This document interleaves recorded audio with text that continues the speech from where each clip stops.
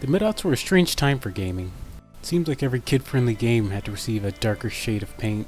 I guess a lot of devs thought they had to keep up with an ever-growing market, and the only way to do that is to change a tried-and-true formula. Some succeeded while others failed.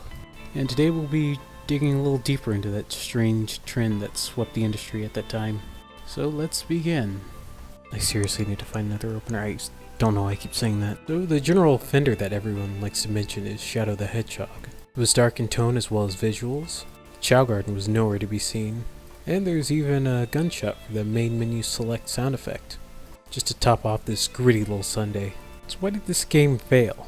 Poor controls and plot points aside, the game itself just isn't really that dark. On the outside it tries to be, but it's just skin deep. It just doesn't really go farther than that. Just Shadow struggling to either be good or evil. But we don't really see those concepts being questioned. Instead, we just have Shadow and the other characters doing their best to remind you this game is rated teen. And oh boy do they ever try. Where's that damn fourth Chaos Emerald? Damn, we've been detected. Shadow, damn you. Damn you. Damn it. Damn you. I'm going to destroy this damn planet. Two good examples of making a kid-friendly game more dark are Jak 2 and Ratchet Deadlocked. In Jak 2 we see Jak and company taken from a more natural, lush environment and then placed in a more dystopian, industrial one. So we have a visual and setting change. What about the actual story? Well, we have Baron Praxis, our main antagonist. He's your typical authoritarian ruler, voiced by Clancy Brown. And at first he doesn't really seem to be more than just your typical cardboard cutout. Until later in the game where we find out that he was actually supplying the main opposing force that he and his army have been fighting against with Eco in an attempt to keep the city safe from harm, rather than just attacking the opposing force itself, due to how ill-equipped the Haven City military is. You can kind of sympathize with him. I mean, yeah, his methods are flawed and short-term. It's more than just, grr, I'm a bad guy, when it comes to Praxis' character. So we've got a fairly interesting villain. What about the heroes? Well, Jak is older and has a voice now, so he's able to emote his opinions and feelings about current situations going on, rather than just relying on Daxter being his mouthpiece, as well as giving him more character presence, one that goes beyond, Damn you. I'm going to destroy this damn planet. Chew on this, fuckhead. and yeah, Jak and the other characters get angry and use profanity, but it's never really that excessive. I feel like they have more range of emotions than the characters in Shadow the Hedgehog. They'll get angry, cheerful, remorseful, conflicted. The tone still remains light, when necessary.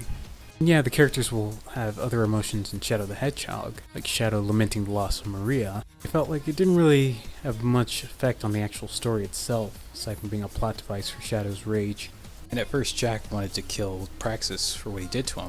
Say something! Just this once! I'm gonna kill Praxis. But when Jak found out that Praxis was basically leading his city into a war of attrition with the Metalhead leader, he at least gained some more motivation to stop Praxis. But in Shadow the Hedgehog you don't really get much aside from Shadow trying to figure out his identity in typical JRPG main character fashion. Anyway, moving on to the next game. Deadlock takes the main cast and forces them into a gladiatorial death arena to fight with other heroes. One of them including Ace Hardlight, a fallen hero who only cares about the fame and sport of it. And in spite of having our characters ripped out of their comfort zone, there's still a small humorous undertone that this game series is known for, that's very satirical in nature. But now a lot of the jokes seem to poke fun at mainstream journalism, how it focuses more on shock and narrative pushing to boost ratings, rather than actual news. This year's contestants include the notorious mafia crime boss known as Ratchet, seen here at his Makhtar estate. And to think that other networks actually call him a hero. It's truly sad, Dallas.